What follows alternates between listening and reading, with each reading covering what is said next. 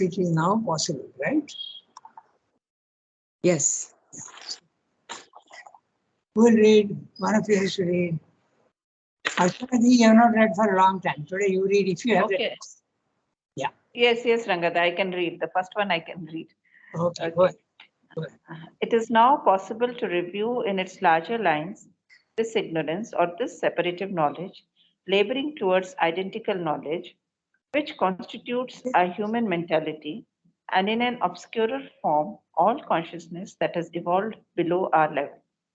We see that in us it consists of a succession of waves of being and force, pressing from outside and rising from within, which become stuff of consciousness and formulate in a mental cognition and mentalized sensation of self and things in time and space. Time presents itself to us as a flow of dynamic movement, space as an objective field of contents for the experience of this imperfect and developing awareness. By immediate awareness, the mental being, mobile in time, lives perpetually in the present. By memory, he saves a certain part of his experience of self and things from streaming away from him entirely into the past. By thought and will and action, by mind energy, life energy, body energy, he utilizes it for what he becomes in the present and is yet to become hereafter. The force of being in him that has made him what he is works to prolong, develop, and amplify his becoming in the future. All this insecurely held material of self expression and experience of things, this partial knowledge accumulated in the succession of time, is coordinated for him by perception, memory, intelligence, and will to be, utilized for an ever new or ever repeated becoming, and for the mental, vital, physical action, which helps him to grow into what he is to be and to express what he already is. The present totality of all this experience of consciousness and output of energy is coordinated for relation to his being, gathered into consistency around an ego sense which formulates the habit of response of self experience to the contacts of nature in a persistent, limited field of conscious being. It is this ego sense that gives a first basis of coherence to what otherwise might be a string or mass of floating impression. All that is so sensed is referred to a corresponding artificial center of mental consciousness in the understanding, the ego idea. This ego sense in the live stuff and this ego idea in the mind maintain a constructed symbol of self, the separative ego, which does duty for the hidden real self, the spirit or true being. The surface mental individuality is, in consequence, always egocentric. Even its altruism is an enlargement of its ego. The ego is the linchpin invented to hold together the motion of a wheel of nature. The necessity of centralization around the ego continues until there is no longer need of any such device or contrivance because there has emerged the true self, the spiritual being, which is at once wheel and motion and that which holds all together, the center and the circumference. Okay. So, while you were reading, I lost the text because my computer played a trick with me. So, what I'll do now, I will first of all read out the summary of what you said, quite a big para. So, and then we will go sentence by sentence. Okay, so, open. So, what he's saying now, he's saying, just 1 second.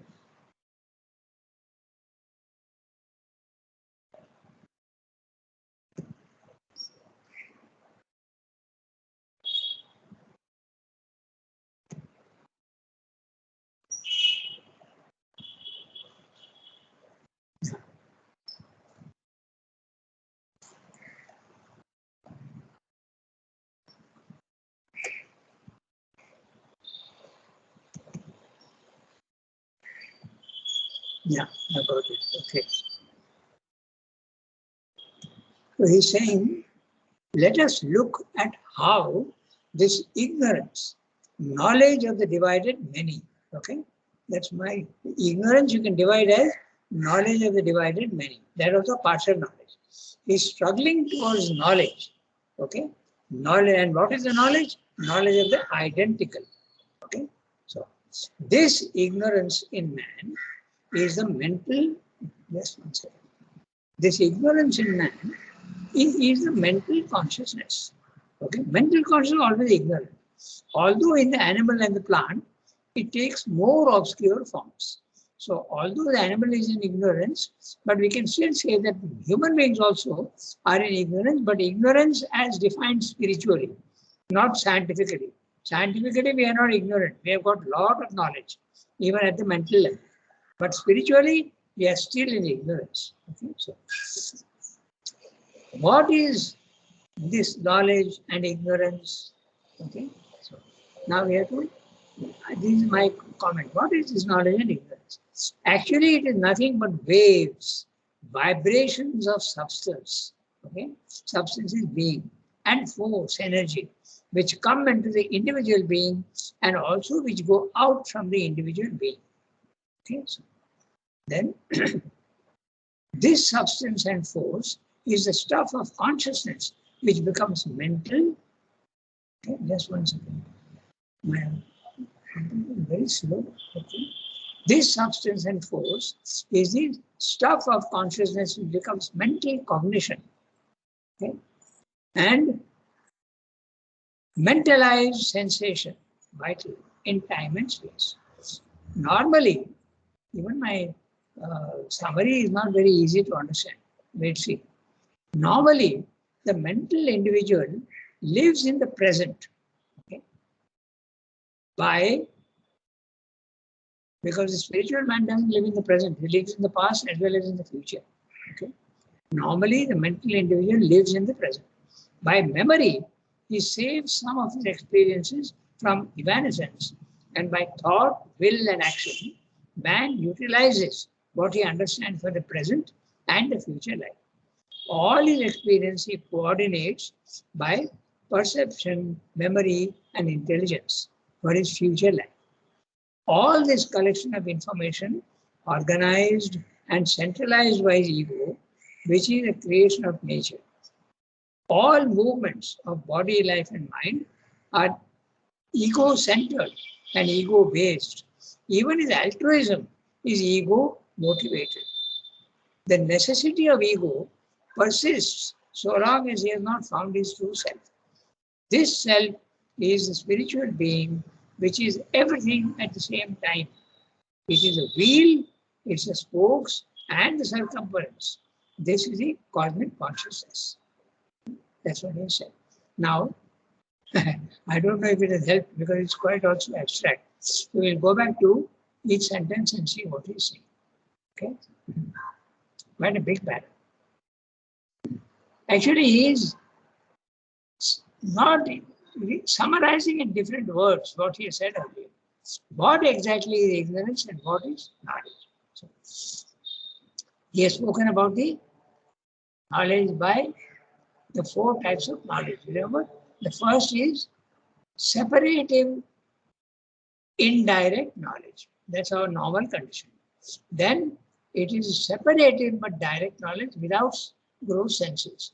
Then the third one is a diminution of the fourth one, and the 4th one is knowledge by identity. It is direct,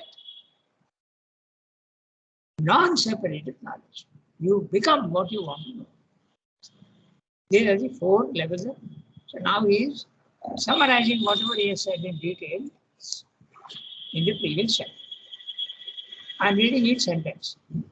It is now possible to review in its larger lines this ignorance or this separative knowledge laboring towards identical knowledge, which constitutes our human mentality, and an obscurer form, and in an obscurer form, all consciousness that are evolved below our level. Below our level, the animals, the plants, and even the unicellular creatures. They are also animals actually. So I made a note on the what is meant by identical. So I'm going to read that note. Okay. So, yes, I use the word identical. So what is meant by identical? Open. Yeah. Identical. It normally means exactly alike. Okay. Similar. Incapable of being perceived as different. In other words, the same everywhere. Oneness. This is what I mean by the identical. And oneness means it also implies knowledge by identity, because you become what you want to know. The knower becomes a known. So there is no need of knowledge, there is no separation. That's what is meant by identical. See, it's very interesting the way he has used the word. So, Sri Aurobindo uses the word identically to mean, just one second.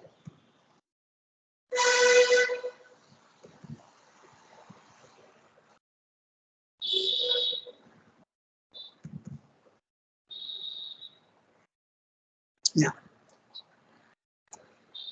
Sri Aurobindo uses the word identical to mean the oneness of things. Okay? Just keep that in mind. Not the similarity.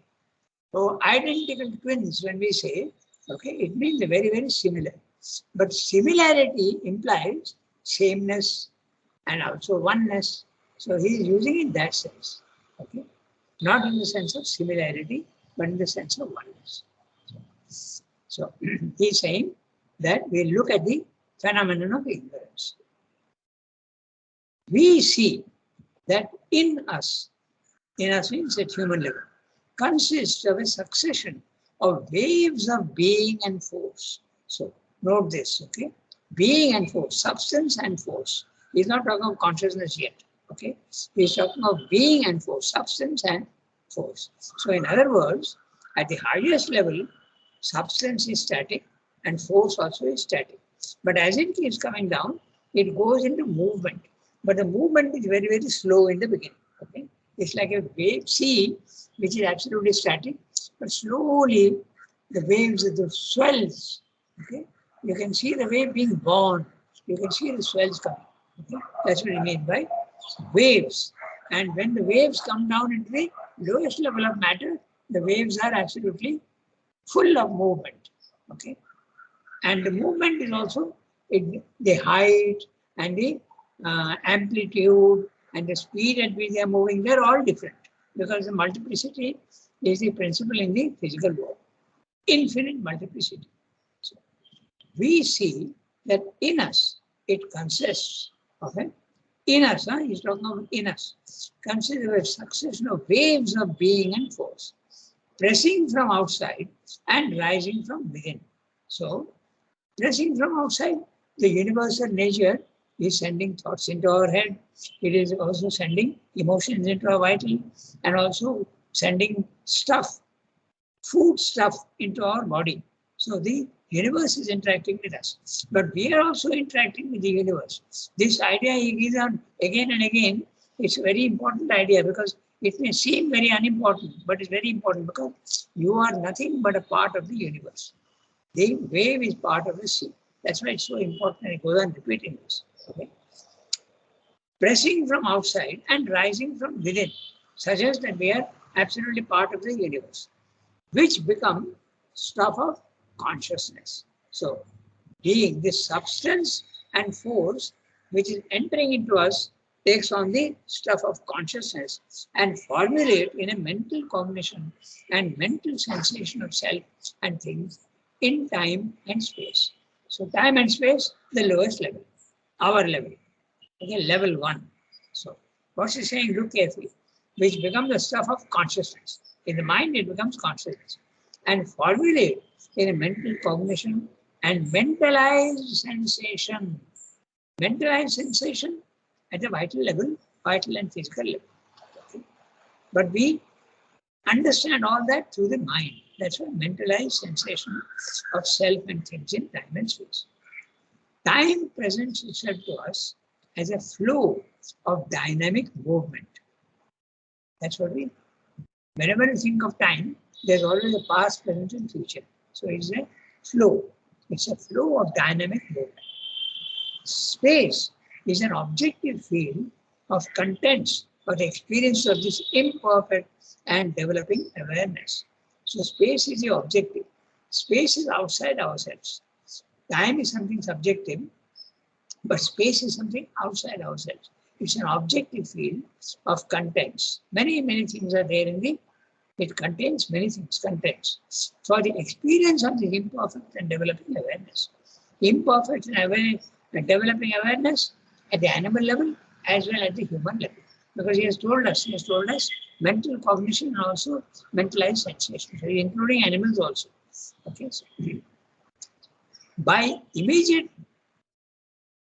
awareness, the mental being, mobile in time, lives perpetually in the present. So when you are even a mentalized being, okay, by immediate awareness around ourselves, whatever is available to us straight away. Immediate awareness as opposed to past awareness and future awareness. Immediate awareness, awareness of the physical world. Okay. Very interesting use of words. Okay. Immediate awareness, awareness of past is not immediate. Okay. It was past. And awareness of the future also is not immediate. Okay. So the mental being, mobile in time, that's what our mind is always mobile. Huh? Thoughts are always occurring at all times. It can hardly be static. The mental being, mobile in time, lives perpetually in the present. So, by memory, he saves a certain part of his experience of self and things from streaming away from him entirely into the past. So, some things we remember, okay, by memory. And remember that even in animals, memory is there. Some things are not there in the animal, but for instance, imagination is not there in the animal, but memory is there. A crow will keep food in a tree and come back tomorrow to take it again. Even the dog, he will bury a bone somewhere and come back tomorrow again to bring it. Or if he sees a stranger who has thrown a stone at him, next day he will recognize the fellow who has thrown the stone at him. Memory is there in animals also. Okay, so he saves a certain part of the experience of self and things by streaming away from him entirely into the past. But it does not. Some of the past streams away fully. We can't remember what we were at 1 year, 2 years of age. Okay, and then part of it we retain. Again, in old age, the memory starts failing, as is being experienced by many in the ashram now. Entirely from the past.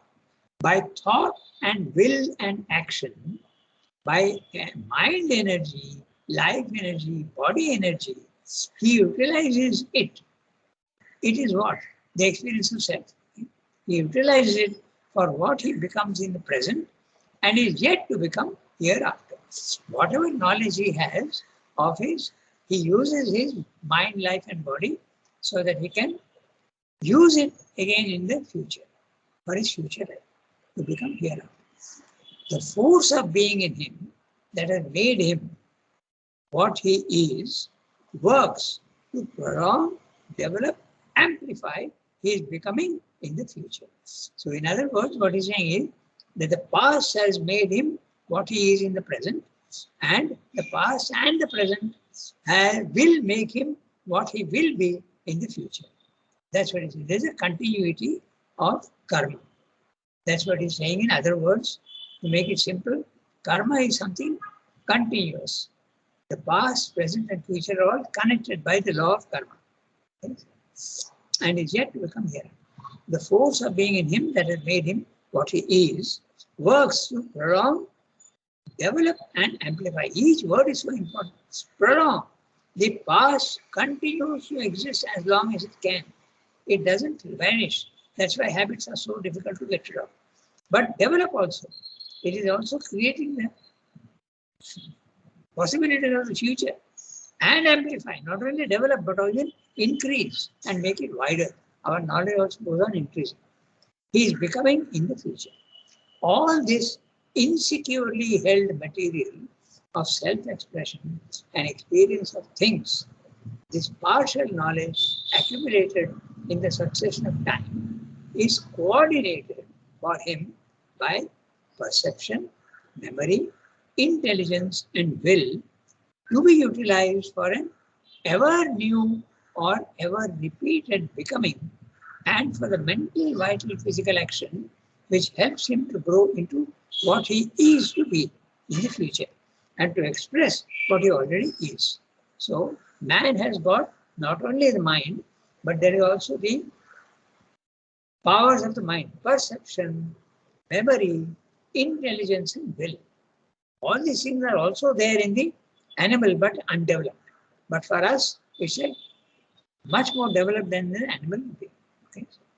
For an ever new or ever repeated becoming. So, new things also come into life, but also old experiences also continue for a long time. Okay? Becoming, ever repeated becoming. For the one example of ever repeated becoming is breakfast, lunch, and dinner, and also sleeping at night. Okay, these are ever repeated becoming. So he's saying, but there is also new experience that comes, ever new becoming, and for the mental, vital, physical action, which helps him to grow into what he is to be in future and to express what he already is. The present totality of his experience of consciousness and output of energy, he's using both, okay, consciousness and force. The present totality of this experience of consciousness and output of energy is coordinated for relation to his being. Okay. So there is consciousness, there is force, and there is also relation to his being. Okay. So gathered into consistency around an ego sense. So there is an ego also, which formulates the habit of response of self-experience to the context of nature in a persistent limited field of conscious being. So if the ego is not there, then that sense of continuity may not exist. Okay, so that's what I'm saying. It's not only memory that weaves the past, present, and future into a continuity. It's also the ego. Gather into consistency. Consistency means the past and the present are consistent, and what the future will also be consistent with the around an ego sense, which formulates the habit of response of self-experience to the context of nature. Okay. This phrase we can also understand immediately by, suppose I put my hand in fire by mistake. Okay. So it now knows the habit of response will again be there next time. I know that if I put my hand into fire, it will get burnt. Okay. I'm giving a very simple example. Or if I eat the wrong food, I'll get an upset stomach. Okay. So it is formulating the response of habit of response. Okay. It makes it consistent with the past. Response of self-experience to the context of nature in a persistent field of consciousness. It is this ego sense that gives a first basis of coherence to what otherwise might be a string or mass of floating impression. There you are. It actually coordinates all your parts. It coordinates the mind, life, and body. It also coordinates the past, present, and future. Okay. If the ego sense is not there, that will not be. You will be a floater. You will be like a leaf in the wind. You will be a floater. You will not be conscious of yourself, even outwardly. Okay. This ego sense in the life stuff, the vital being, and this ego idea in the mind. So, Sremno says that the ego is there in the vital also, but mainly it's very, very firm in the mind. Maintain a constructed symbol of self, the separative ego, which does duty for the hidden real self, the spirit or true being. Because when the true being, the soul, is not there, nature has very kindly given you a representative. If the Prime Minister of a country can't go to a foreign country, he has his ambassador to represent him. So that's exactly what he's saying here. They are not conscious about true ruler. The true ruler is hidden. So nature provides a substitute, an ambassador. So the ego is the ambassador of the self. But that ambassador is very, very, it can disappear very easily. Not very easily, but it can disappear. When you get the real thing, you don't need the ego anymore. This ego sense in the lifestyle and this ego idea in the mind maintain a constructed symbol of self. Whatever is constructed can be destroyed. So that's why he's using the word constructed symbol. And it's also a symbol. It's not the real thing. It's not your real true being. It's only a representation.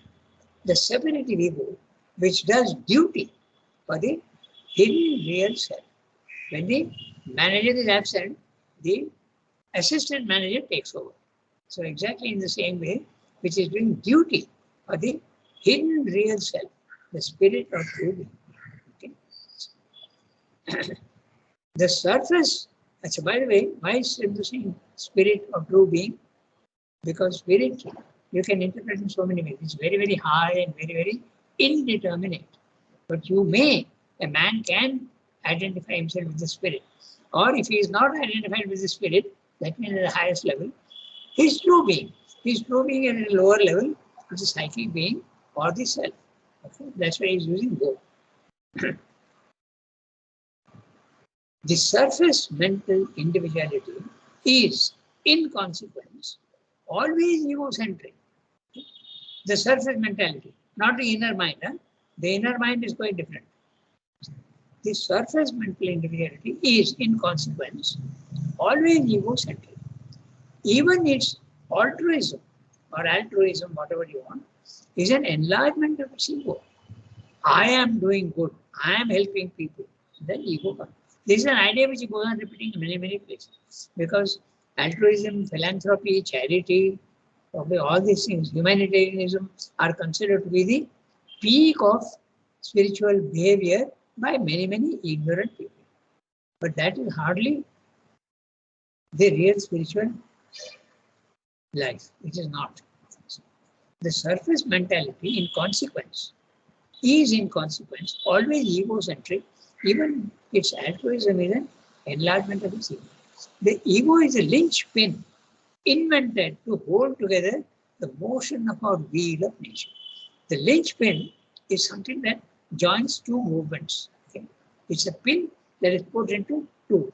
Suppose you have two rods, you put like that, and there's a linchpin that goes through, joining the two. Okay? So that's a linchpin. So what is it doing? The ego is a linchpin. What is it doing?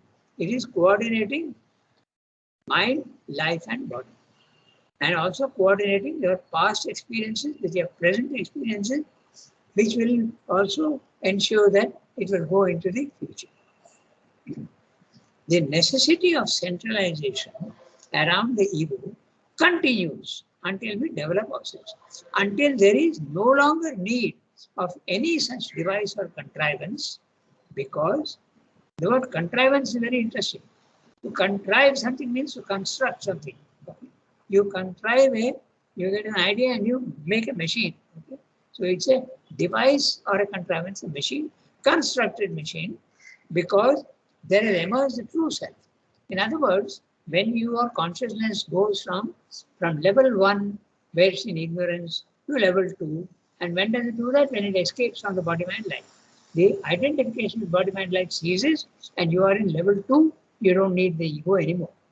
It's a little more complicated than that, because there is an instrumental ego, then there is also a spiritual ego. But the physical mental ego disappears when you go to level 2. Okay. Has emerged the true self, the spiritual being, which is at once wheel and motion, and that which holds all together, the center and the circumference. So very clearly, these three lines, wheel and motion, center and circumference, means a cosmic consciousness. Very clear. The center is you and the circumference is the universe, and they are one. So that is when you don't need the ego anymore. Okay? So this is what he is saying. Now we have got about 6-7 minutes. We can maybe read the next one. Okay? So, he has summarized what he said earlier, but in a slightly in different words. Actually, it's not even a summary. He has just told you he is revising whatever he has said so that he can now tell you about the boundaries of the ignorance. So we can read the next one. Kiran, you have not read for a long time. Would you like to read if you have the text? Yes, Uncle. Okay, go Yes. ahead, read. We'll just read it today. But the Okay. moment we study ourselves. But the moment we study ourselves, we find that self-experience, which we thus coordinate and consciously utilize for life, is a part even of our waking individual consciousness. We fasten only upon a very limited number of mental sensations and perceptions of self and things which come up into our surface consciousness in our continual present. Of these, again, memory saves up only a scanty part from the oblivious gulf of the past. Of the storings of memory, our intelligence utilizes only a small portion for coordinated knowledge. Will utilizes a still smaller percentage for action.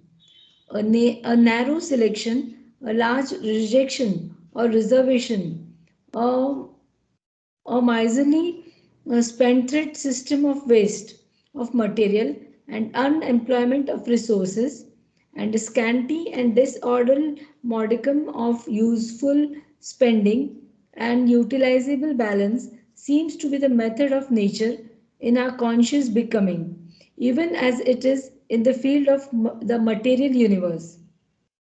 But this is only in appearance, for it would be a wholly untrue account to say that all that is not thus saved up and utilized is destroyed, becomes null, and has passed away ineffectively in vain. A great part of it has been quietly used by nature herself to form us and actuates that sufficiently large mass of our growth and becoming, an action for which our conscious memory, will, and intelligence are not responsible. A still greater part is used by her as a store form which draws and which she utilizes, while we ourselves have utterly forgotten the origin and provinces of this material, which we find ourselves employing with a deceptive sense of creation. For we imagine we are creating this new material of our work when we are only combining results out of that which we have forgotten, but nature in us has remembered. We admit rebirth as a part of our system. We shall realize that all experience has its use, for all experience counts in this prolonged building, and nothing is rejected except what has exhausted its utility and would be a burden on the future. A judgment from what appears now in our conscious surface is fallacious, and when we study and understand, we perceive that only a little of our action and growth in us is conscious. The bulk of it is carried on subconsciously as in the rest of our material life. We are not only what we know of ourselves, but an immense more which we do not know. Our momentary personality is only a bubble on the ocean of our existence. Very interesting thing what he's saying. So we still have 3 minutes, minutes. So I'll quickly read out the summary of what he's saying. Tomorrow we will look at this in detail. Okay? So,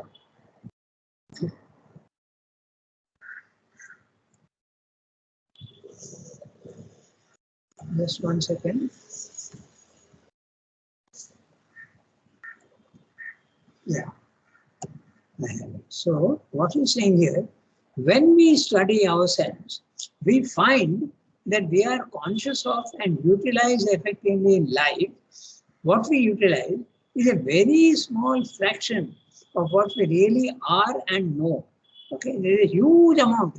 We have had 1 lakh lives before, and all that we are not aware of. So what we come to know of world and ourselves through mind and vital is just a modicum, a very small amount of what is unknown to us on the surface. Okay? We have got so many lives and we have collected so much information, but all that is there only in the background, we are not aware of it. We hang on to what our mind and vital experience, and even of that, we utilize very small quantity. Even what memory stores for us, the mind uses very little, and the will even less for action in the world. Okay? In other words, there's a huge bank account we have, but we are only drawing small chiller, okay, small change. That's what this is his image, he uses elsewhere. We have a subconscious, an inconscient, an intraconscious, and a superconscious. And all these are infinitely vast regions in which our nature retains and stores all experiences of the present and the past lives.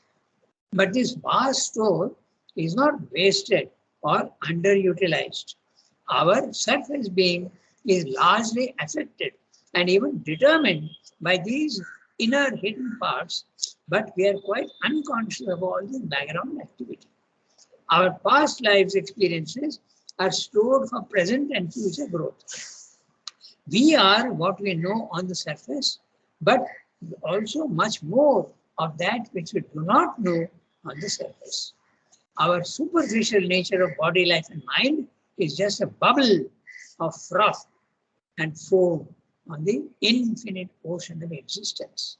But when you realize the divine, or you go even to level 2, then you start realizing and seeing your past lives, and then you know what you were. Okay?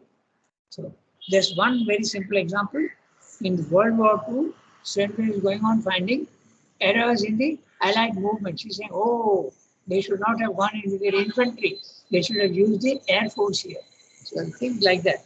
So somebody asked him, how do you know so much about military strategy? So he said, not in this life. Not in this life. All this knowledge is there from another life. He was Augustus Caesar, if you remember. Okay? So at that time, he had to have knowledge of military strategy also.